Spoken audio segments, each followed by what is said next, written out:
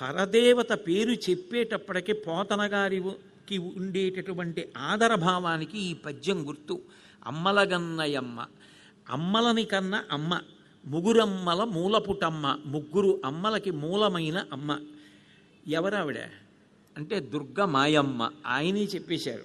ఏ అమ్మలని కన్న అమ్మ అంటే మనం లోకంలో ఎనమండుగురు మాతృకా స్వరూపాల్ని చెప్తాం. అష్టమాతృకలు అని వాళ్ళని ప్రధానం చేసి మాట్లాడతారు.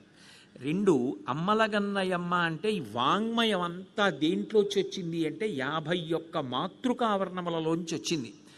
ఆ 51 అక్షరాల్ని మాతృకలు అంటారు. ఆ మాతృకా వర్ణములన్నీ కూడా అమ్మవారి దగ్గర నుంచే వచ్చాయి కాబట్టి అమ్మలగన్నయమ్మ సమస్త వాంగ్మయ స్వరూపిణి. అందుకే ఆదిక్షాంత సమస్త వర్ణనికరీ శంభు ప్రియేశాంకరి అంటారు శంకర్లు. అటువంటి అమ్మ అమ్మలగన్నయమ్మ, ముగురమ్మల మూలపుటమ్మ, మహాకాళి మహాలక్ష్మి మహాసరస్వతి స్వరూపిణి అయి ముగ్గురికి అమ్మ అయినటువంటి చండీపరాదేవత. అటువంటి చండీపరాదేవతని స్తోత్రం చేశారు పోతన గారు. కాబట్టి అమ్మలగన్నయమ్మ ముగురమ్మల మూలపుటమ్మ చాలా పెద్దమ్మ. చాలా పెద్దమ్మ అంటే ఏ చండీపరాదేవత శ్రీచక్రం యొక్క బిందువు మీద రాజరాజేశ్వరీ స్వరూపంగా పాలకురాలై కూర్చునుంటుందో, ఏ తల్లి అనుగ్రహంతో ఒక్కసారి చూసినా ఆవిడ బొటనవేలికున్నటువంటి కాలి బొటనవేలి కాంతి ఆ హోమం జరిగినప్పుడు చండీపరదేవత సంతోషించినప్పుడు విస్తరిస్తే ఎంత గొప్ప కోరికలైనా తీరుతాయో. శంకరులంతటి వారంటారు సౌందర్యలహరిలో, నఖైర్నాకస్త్రీణాం కరకమల సంకోచశిశిభిః తరుణాం దివ్యాణాం హసత ఇవతే చండిచరణౌ ఫలాని స్వస్థేభ్యః కిసలయకరాగ్రేణ దదత దరిద్రేభ్యో భద్రాం శ్రియమనిశమాహ్నాయ దదతౌ అంటారు. అంత శక్తివంతురాలు ఆ చండీపరదేవత. అందుకే ఆ మహాకాళి మహాలక్ష్మి మహాసరస్వతి స్వరూపమైనటువంటి చండీపరదేవత రాజరాజేశ్వరిగా శ్రీచక్ర బిందువు మీద కూర్చునుంటే, పరిపాలకురాలై ఆమె కూర్చునుంటే అమ్మలగన్నయమ్మ ముగురమ్మల మూలపుటమ్మ చాలా పెద్దమ్మ, సురారులమ్మ కడుపారడి బుచ్చినయమ్మ. సురారులు అంటే రాక్షసులు. రాక్షసుల కన్న తల్లి ఏడిచేటట్టుగా రాక్షస సంహారం చేయగలిగినటువంటి తల్లి. అందుకే అవతారాలు స్వీకరిస్తుంది.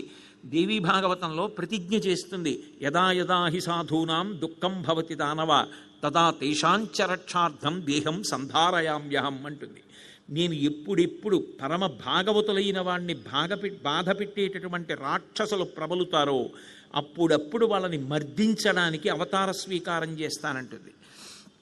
అటువంటి తల్లి కాబట్టి సురారులమ్మ కడుపారడి బుచ్చినయమ్మ తన్ను లోనమ్మిన వేల్పుటమ్మల మనంబున ఉండెడియమ్మ.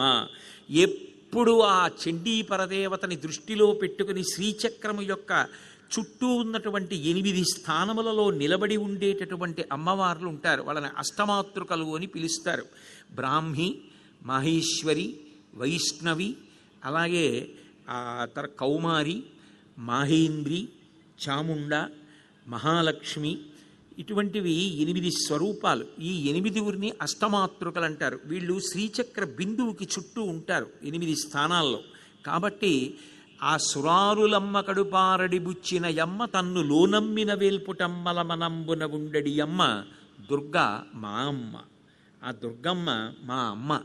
దుర్గ మాయమ్మ కృపాబ్ధినిచ్యుత మహత్వ కవిత్వ పటుత్వ సంపదల్.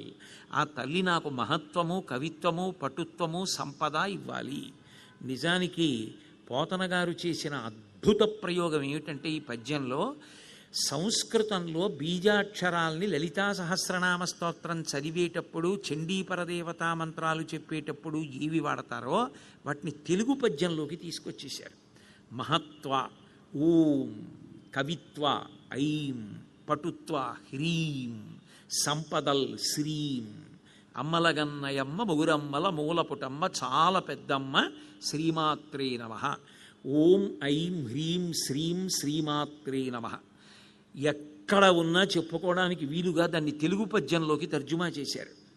అది ఒక్క పోతన గారికే సాధ్యం. పోతన గారి ఒక్కొక్క పద్యం అంటే